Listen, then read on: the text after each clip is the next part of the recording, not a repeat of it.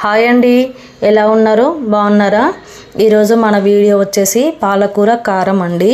చాలా స్పైసీగా రుచిగా భలే ఉంటుంది. ఒక్కసారి నా స్టైల్లో ట్రై చేయండి. ఎలా వచ్చిందో కామెంట్ బాక్స్లో కామెంట్ చేయండి. అండ్ అలాగే ఎప్పుడు పాలకూర కర్రీ, పాలకూర పప్పు, పాలకూర చట్నీ కాకుండా ఇలా ఒకసారి ట్రై చేయండి. చాలా డిఫరెంట్ టేస్ట్ ఉంటుంది.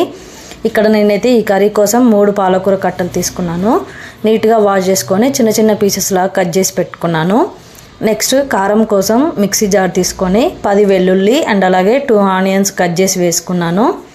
3/4 టేబుల్ స్పూన్ జీలకర్ర, 3/4 టేబుల్ స్పూన్ సాల్ట్ అండ్ అలాగే 1.5 టేబుల్ స్పూన్ కారం వేసుకోండి. కారం కొంచెం తక్కువే వేసుకోండి, ఎందుకంటే వెల్లుల్లి వేసాం కదా, ఘాటు తెలుస్తుంది. ఈ విధంగా ఈ పేస్ట్ రెడీ చేసుకొని పక్కన పెట్టుకోండి. కర్రీ ప్రాసెస్ స్టార్ట్ చేద్దాము. స్టవ్ ఆన్ చేసి ప్యాన్ పెట్టుకొని, ప్యాన్ వేడైన తర్వాత పాలకూరకి కొంచెం ఆయిల్ ఎక్కువే పడుతుందండి. అందువల్ల ఇక్కడ నేను 3.5 టేబుల్ స్పూన్స్ ఆయిల్ వేసుకున్నాను.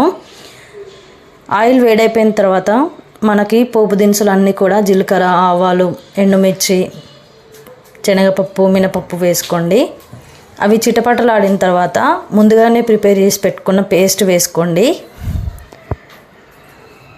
పేస్ట్ అనేది ఒక 5 మినిట్స్ మగ్గించుకున్న తర్వాత ఆయిల్ అనేది పక్కకు స్ప్రెడ్ అవుతుంది. ఆ టైంలో 1/2 టేబుల్ స్పూన్ పసుపు, 3/4 టేబుల్ స్పూన్ ధనియాల పొడి వేసుకొని కలుపుకోండి.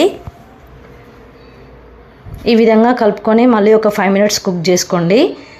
కొత్తిమీర, కరివేపాకు ఉంటే వేసుకోండి, ఆప్షనల్.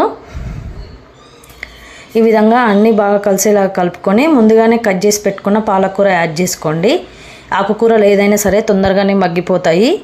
ఒక 10 మినిట్స్లో కలుపుతూ ఉడికించుకోండి. అంతే, సింపుల్ అండ్ ఈజీ ప్రాసెస్లో పాలకూర కారం రెడీ అయిపోయింది.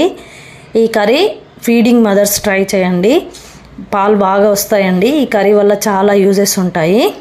ఈ కర్రీ తిన్న తర్వాత మీకే రిజల్ట్ తెలుస్తుంది. పాలు బాగా పడతాయండి. అంతే, సింపుల్ అండ్ ఈజీ ప్రాసెస్లో పాలకూర కారం రెడీ అయిపోయింది. Thank you. Bye bye.